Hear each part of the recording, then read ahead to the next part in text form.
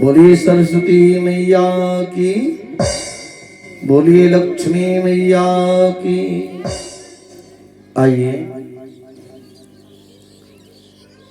बड़े प्रेम से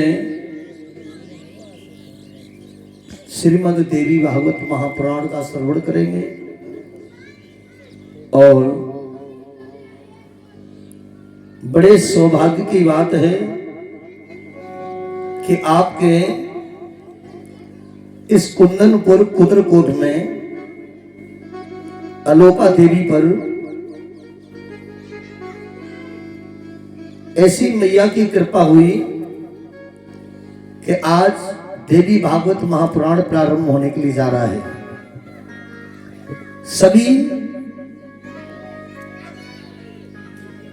सभी इस नगर के देवी देवताओं से आग्रह है, प्रार्थना है, ध्यानपनाथ जी महाराज, मैया काली, रुक्मिणी मैया, भगवान श्याम सुंदर, भोलेनाथ, भगवान हनुमान जी, शनिदेव महाराज आकर के इस व्यास गद्दी पर अपना स्थान ग्रहण करें और समस्त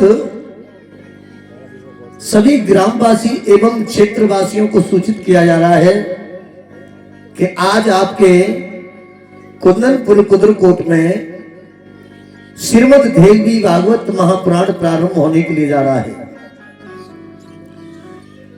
हमारा आपका ये बड़ा सौभाग्य है। वैसे तो ज्यादातर श्रीमद् भागवत अक्सर हुआ करती हैं और श्रीमद् देवी भागवत महापुराण की कथा बहुत कम सुनने के लिए मिलते हैं। ये मैया अलोपा देवी की कृपा है जो आपके गांव में ये आज देवी की भागवत कथा प्रारंभ होने के लिए जा रही है। ये कथा प्रारंभ होने के लिए जा रही है। सभी भक्त बड़े प्रेम से कथा में आते रहे, मां भगवती के दर्शन करते रहे और बड़ी सुंदर सुंदर माता रानी की कथा सुनते रहे। बोलिए सांचे दरबार की। थोड़ा जयकारा बोलते रहिए। देखिए,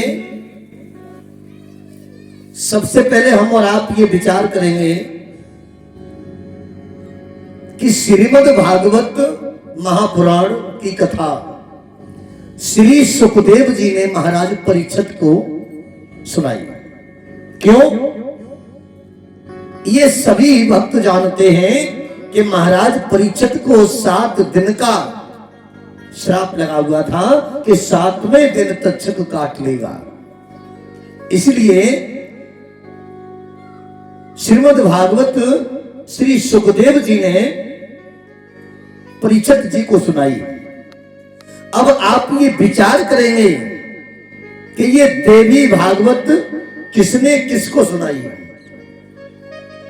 काफी भक्तों को ये पता नहीं है कि ये देवी भागवत किसने सुनी और किसने सुनाई। आइए हम आपको बताते हैं।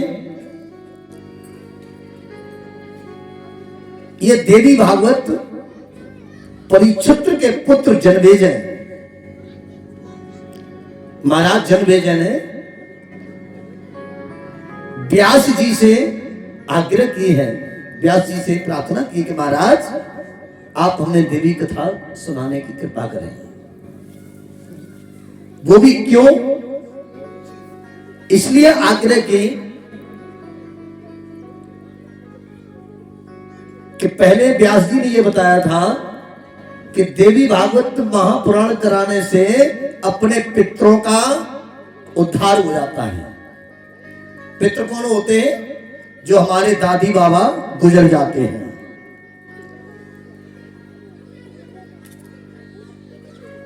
तो इसका मतलब यह है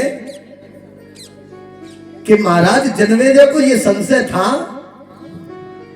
कि हमारे पिता अभी तक ठीक स्थान पर नहीं पहुंचे। क्यों?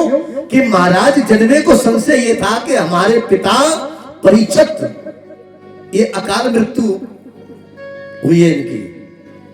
अकाल मृत्यु कहते हैं किसे? जैसे कि कोई जहर खा ले या कोई फांसी लगा ले या कोई पानी में डूब के मर जाए। लेकिन महाराज परीक्षित को काले सर्प ने डसा, इसलिए इनकी अकाल मृत्यु घोषित कर दी। वैसे तो हम और आप जब समय आता है इस संसार में, जब व्यक्ति का समय आता है तभी मृत्यु होती है, लेकिन इनको तो तक्षक ने काटा है। इसलिए महाराज जन्मेजय को यह संदेह है, यह संशय है कि हमारे पिता को मोक्ष प्राप्त नहीं हुआ। इसलिए महाराज जन्मेजय ने व्यास जी से कहा कि हे वेद व्यास महाराज, हमें देवी भागवत महापुराण सुनाने की कृपा करें। तो वेद व्यास जी आज कथा सुनाने के लिए सबसे बड़ा स्थान कहां पर है, बढ़िया स्थान कहां है? बढ़िया स्थान वहां होता है जहां पर कलयुग का वास ना हो। कथा सुनाने का स्थान हर जगह नहीं होता है।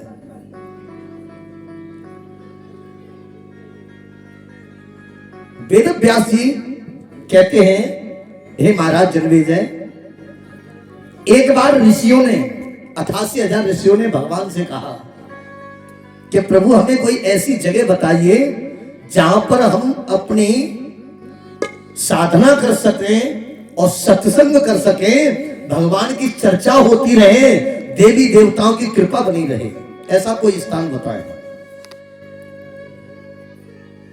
तो भगवान नारायण हरि कहने लगे, हे ऋषियों, अगर ऐसी जगह आप चाहते हैं तो हम आपको जगह अवश्य बताएंगे। 88,000 ऋषि कहने लगे, महाराज ऐसी जगह बताना जहां पर कलयुग का कोई प्रभाव ना पड़े। और देखिए, जहां पर सत्संग और राम कथा, देवी भागवत, देवी की चर्चाएं, और जहां पर भगवान कन्हैया की चर्चाएं चलती रहें, वहां पर कलयुग का प्रभाव नहीं पड़ता है। भगवान श्री हरि नारायण कहने लगे, हे ऋषियों, हम अपना सुदर्शन चक्र छोड़ते हैं, हम अपना चक्र छोड़ते हैं, और जहां पर ये चक्र रुक जाए, जिस जगह चक्र रुक जाए उसी स्थान को आप पवित्र समझ लेना, और वहां पर किसी कलयुग का, किसी गलत देव शक्ति का प्रभाव नहीं होगा, और सबसे बड़ा स्थान वहां पर होगा। आगे आगे चक्र और पीछे पीछे ऋषि। जब भगवान विष्णु ने अपना चक्र छोड़ा तो आगे आगे चक्र चलता है, पीछे पीछे ऋषि चलते हैं। आखिर में चलते चलते चक्र नीम सारण्य में रुक गया। नीम सारण्य बड़ा अच्छा तीर्थ है, और वहां पर संतों की जमात लगी रहती है, संतों का हर समय सत्संग होता रहता है। और जहां पर राम चर्चा होती हो, जहां सत्संग चलता रहता हो, उस जगह कलयुग का प्रभाव नहीं होता। कैसे? अब जितने भी यहां पर कथा पांडाल में बैठे हैं, अब समझिए सबसे बड़ी सौभाग्य की बात यह है कि ये कुंदनपुर कुद्रकोट है, भगवान कन्हैया की ससुराल है, और दूसरी बात यह है कि देवी मां भगवती का ये स्थान है। मां यहाँ गौरी मैया की कृपा है, और यहाँ पर अगर माता रानी की चर्चा चलती रहेगी तो मैं ये जानता हूं कि कोई बोतल और नमकीन गिलास लेके नहीं बैठेगा। यहाँ पर कलयुग का कोई प्रभाव नहीं होगा। और अगर कोई ऐसा आता है तो हमारे मैया के भक्त ऐसे हैं कि उनको यहां से भगा देंगे। जाइए। इस प्रकार से